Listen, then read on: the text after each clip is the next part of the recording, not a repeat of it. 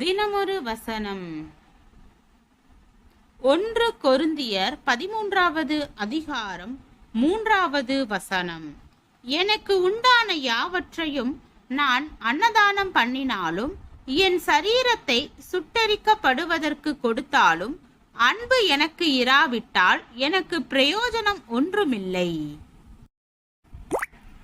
குறிப்பிட்ட ஒருவர் கடந்த காலத்தில் அவர் எப்படிப்பட்ட வலிமையோடும் வீர தீரங்களோடும் வாழ்ந்தார் என்பதை கதை கதையாய் சொல்வார்.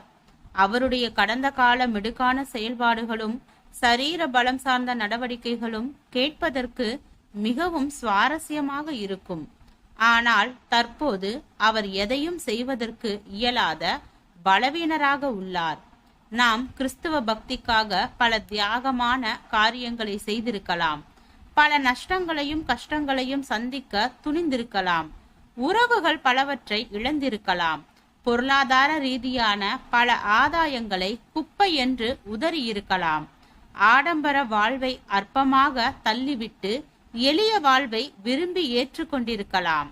ஆயினும் இத்தகைய கடந்த கால ஆச்சரியமான சாட்சி அனுபவங்களின் அடிப்படையில் தற்போதைய நம்முடைய ஆவிக்குரிய நிலையையோ கிறிஸ்தவ அனுபவத்தின் ஆழத்தையோ அளக்க முடியாது.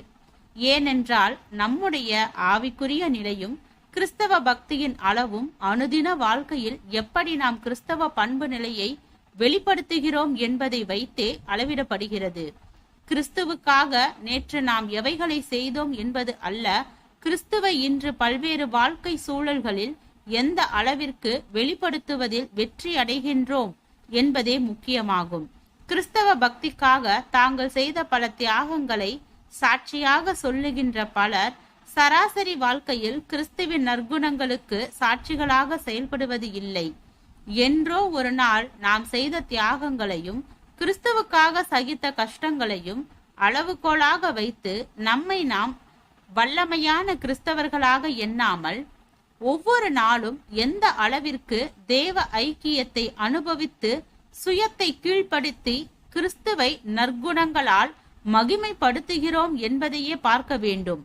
ஏனென்றால் உண்மையான கிறிஸ்தவம் என்பது எதை செய்தோம் என்பதில் அல்ல, எப்படி கிறிஸ்துவுக்கு ஏற்றபடி வாழ்கின்றோம் என்பதிலேயே விளங்குகிறது. இஸ்ரவேல் ஜனங்கள் தங்களின் கடந்த கால மகிமை நிலைகளையும் முற்பிதாக்களின் மேன்மை நிலைகளையும் சொல்லி பெருமை கொண்டார்களே அன்றி தங்களின் தற்போதைய நிலையை குறித்து கவலைப்படவில்லை. அதனை தேவன் விரும்பவில்லை. ஜெபம். தேவனுக்கு ஸ்தோத்திரம். தேவனே, நாங்கள் எங்களுடைய வாழ்க்கையில் தேவ ஐக்கியத்தில் நிலைத்து இருப்பவராகவும் விசுவாசத்தில் உண்மையுள்ளவராகவும் சரியான வழியில் நடப்பவர்களாகவும் வேதத்தை பின்பற்றுபவர்களாகவும் வாழ கிருபை பாராட்டும்.